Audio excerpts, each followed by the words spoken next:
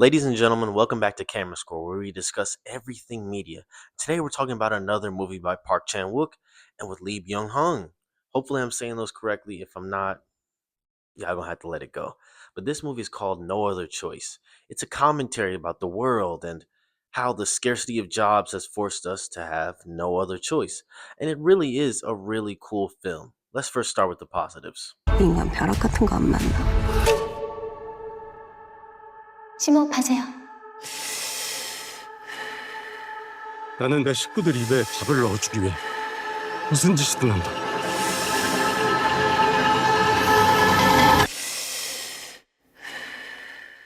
어쩔 수가 없다.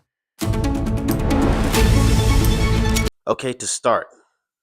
Films in other languages always have a little bit of barriers, but the performances are still immaculate all throughout. I can really tell the emotions of the characters, and you can really feel for this man who lost his job, is about to lose his house, and is subsequently losing his family because of his behaviors. But with that is, like I said, those behaviors leading into something else. A lot of times, these films like to harp on how he had quote unquote no other choice and had to do these things in order to save his family, his life, his job. In this film, they like to play with the concept of him simply needing to just downsize and accept that it's okay to have his family as is. His wife loves him, his children still love him.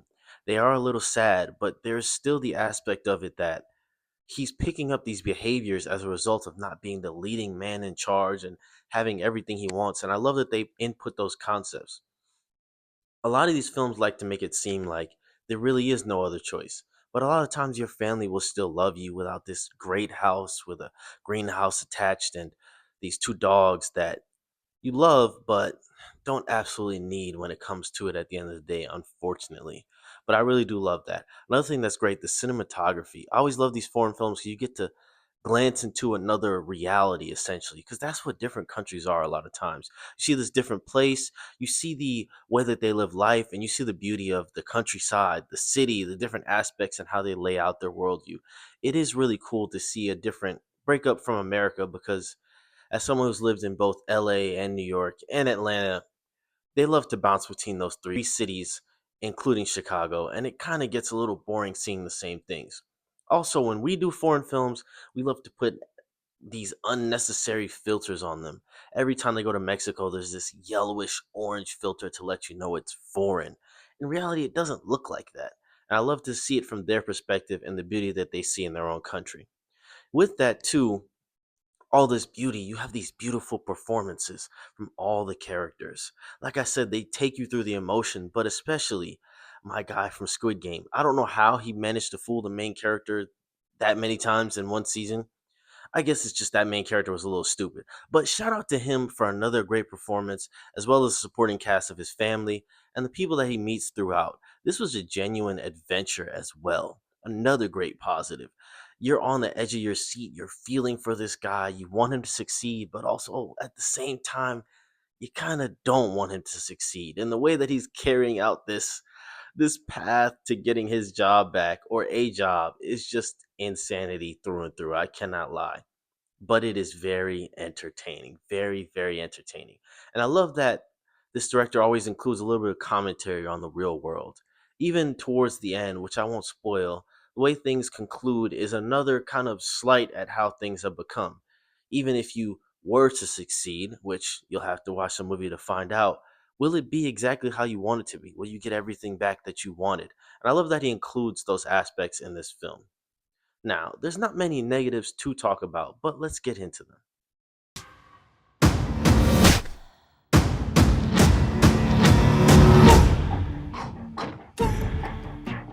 So, the negatives really aren't that many. I really do like this film a lot. I believe it does suffer from a bit of pacing issues, and a little of these character moments don't really hit in the same way that I thought that they would bring the impact. They kind of move on a little too quickly sometimes. I love the elements that they play with, a little bit of the confusion and the moving back and forth, but I think towards the end, they kind of were funneling it towards its conclusion a little bit too soon for my liking. They kind of wrapped everything up in a nice bow with an explanation and kind of move on from there. But I guess that's the essence of what this is supposed to be.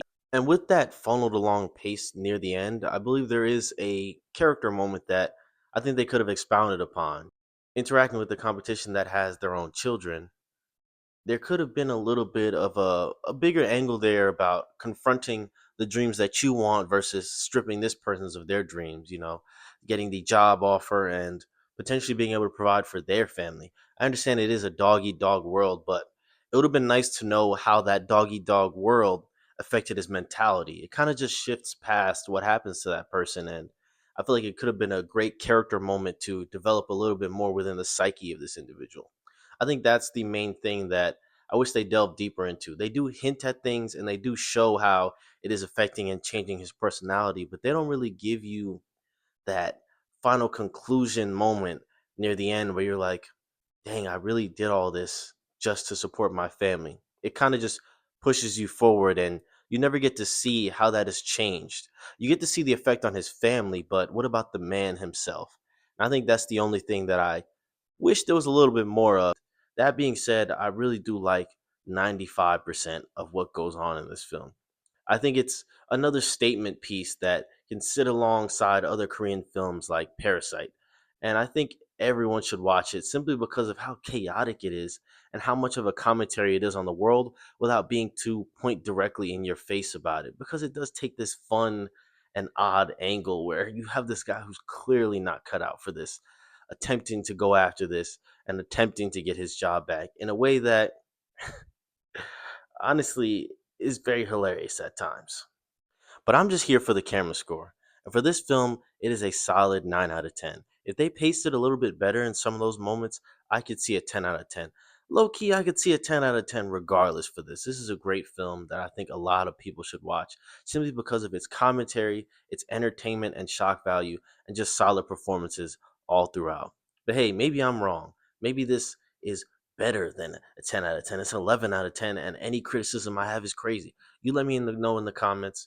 Like and subscribe to see what I'm posting next.